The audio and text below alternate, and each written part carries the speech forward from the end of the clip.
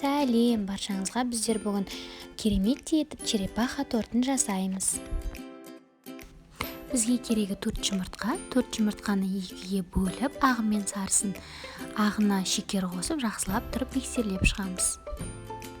Жұмыртқаның ағы қоюланғанша миксерлеп, табағымыздың түбіне ақпайтындай етіп, көпіртіп аламыз. Сары жұмыртқамызға шай қасықпен ас содасын салып, араластырып аламыз.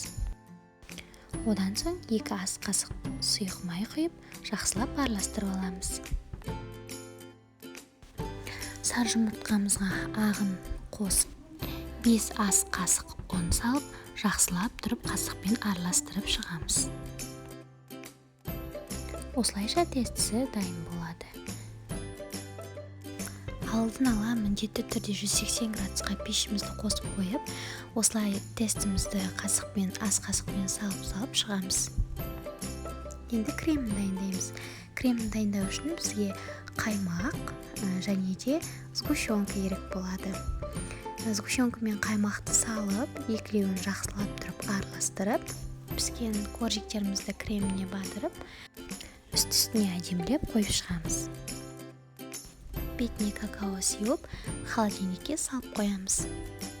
Міне осылайша черепахамыз дәмді әрі жұмсақ болып шығады.